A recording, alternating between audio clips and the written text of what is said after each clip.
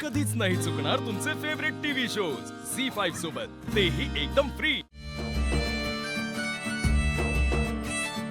बाबा चहा। आजी नमस्कार। नमस्कार। अरे हे गुरुजी या नमस्कार नमस्कार नमस्कार। बसा ना बसा बसा। अगं बाई गुरुजी बसा हा, चहा आणते। नाही नाही नको नको, आत्ताच शेजारी चहा झाला। तुम्ही अचानक नाही म्हणजे काही काम होतं तर निरोप पाठवायचा ना, आम्ही आलो असतो, तुम्हाला उगाच त्रास। छे हो, त्रास कसला, इकडे शेजारीत एका घरी आलो होतो, म्हटलं तुम्हाला भेटून जावं, तुमची चौकशी करावी। मग कशी झाली लग्नाची तयारी? चालली आपली हळूहळू, म्हणजे खरं सांगू का सगळी तयारी जावई बापूस करताय। अरे वा, छान जावई मिळालं तुम्हाला।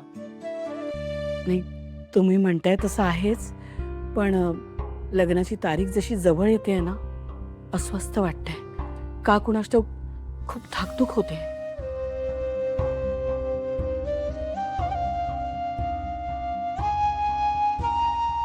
भावनाच्या बाबतीत जे काही घडलं ते अजून विसरता येत नाहीये गुरुजी।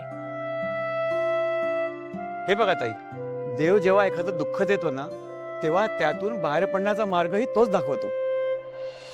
तुम्ही असं करा, तुमची मुलगी आणि तुमचा जावई त्यांच्या नावाने एखादी पूजा करा।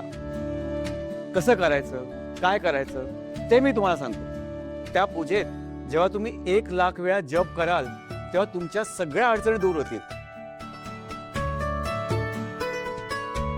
ठीक आहे गुरुजी, तुम्ही पूजेची सगळी व्यवस्था करा आणि आम्हाला पूजेचा दिवस सांगा, त्या दिवशी आम्ही सगळे मंदिरात येऊ। आत्ताच सांगतो। हा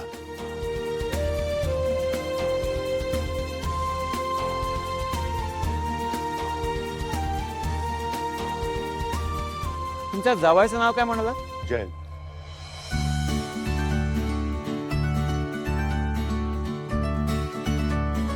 उद्याचा मुहूर्त एकदम उत्तम आहे।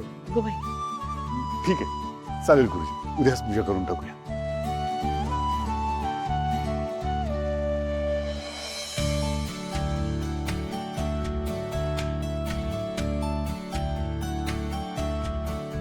येतो। नमस्कार नमस्कार नमस्कार नमस्कार आजी।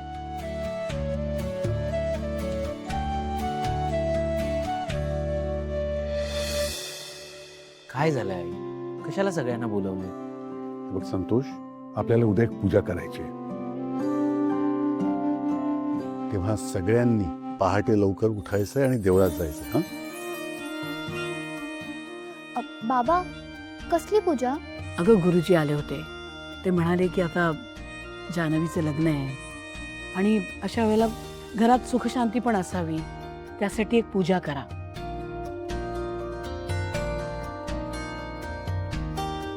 त्यांनी पंचांग पाहिलं तर उद्याचाच मुहूर्त आहे, मग आम्ही म्हटलं की करून टाकू पूजा। अच्छा, हे सगळं केल्यानंतर आपल्या घरात सुखशांती येणार आहे आणि हे गुरुजी सांगणार आहे? हे बघ संतोष, हा श्रद्धेचा विषय आहे, तेव्हा आता कोणाचं मन दुखावेल असं काहीतरी बोलू नकोस आता।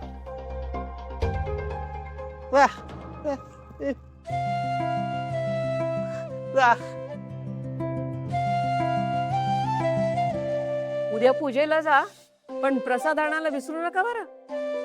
हो आजी, तो तर आम्ही आणणारच आहोत, पण एकाच अटीवर। तो आणल्यानंतर असं बोलायचं नाही ह्यात काजूच नाही, बेदाणेच नाही, बदामच नाही, कळलं? त्याच्यात काहीच नाही। पूर्वी प्रसादाच्या शिऱ्यामध्ये काजू, बदाम, बेदाणे भरभरून घातलेलं असायचं, आता दरवर्षी 2 काजू गायब, 2 बदाम गायब, 2 बेदाणे गायब, आता तर काहीच नाही याच्यात। जानू, बरं आता चेष्टा मस्करी बंद करा। वीणा, भावना, सकाळी पूजा आहे, खूप तयारी बाकी आहे, मला तुम्हा दोघींची मदत लागणार आहे। अहो तुमचं सगळ्यांचं चालू दे, आम्ही जरा कामाला लागतो। चला मुलींनो, तुम्ही चला।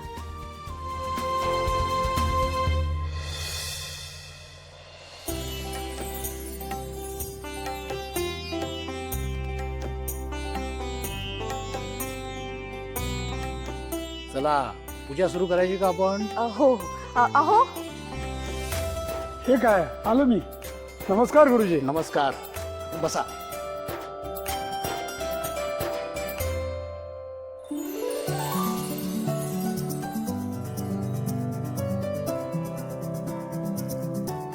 तर आपण आता गणेश पूजनाने सुरुवात करूयात.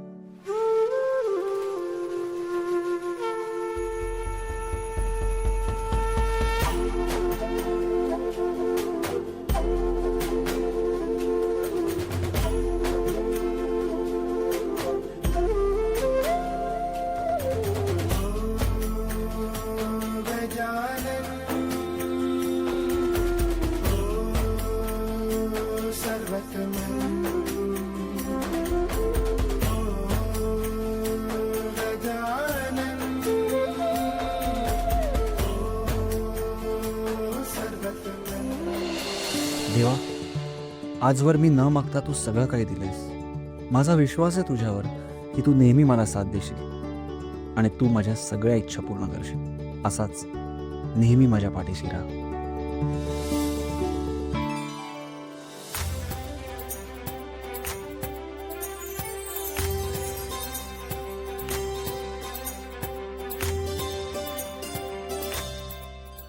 काय ग अगं धाकटीचं ठरलं म्हणे. हो ना ग, जानूचं लग्न ठरलंय. पत्रिकाही छापायला गेल्यात. आमंत्रण द्यायला येईनच, पण नक्की यायचं लग्नाला. अगं लक्ष्मी, तुझ्या मुलीचं लग्न आहे, आम्ही चुकवू का? आम्ही नक्की येऊ.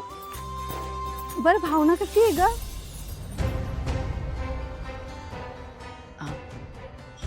ठीक आहे. बिचारी ग, तिच्या बाबतीत असं नको व्हायला होतं. आपली भावना अजून तरुण आहे. एखादा चांगला मुलगा शोध की तिच्यासाठी.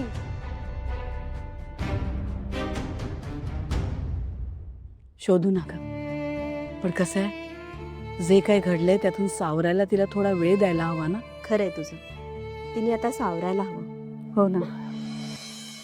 बरं लक्ष्मी, येऊ का? काळजी घे. हो, आणि लग्नाला यायचं हा. अगदी नक्की येऊ. हो.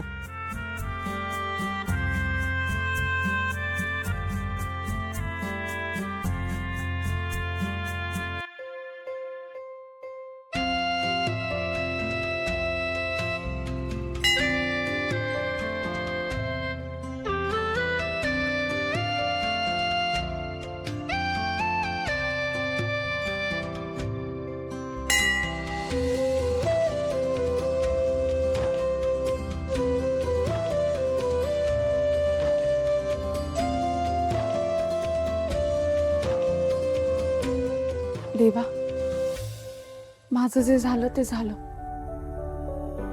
पण माझ्या जानूचं सगळं चांगलं होऊ दे. जयंतला आणि जानूला कायम सुखात ठेव. ते दोघं खुश असतील ना, तर कायम बाकी सगळेही आनंदात राहतील. आणि देवा, माझ्यासाठी माझं फक्त एकच मागणं आहे. माझ्या आनंदींना प्लीज परत माझ्याकडे आण. प्लीज देवा.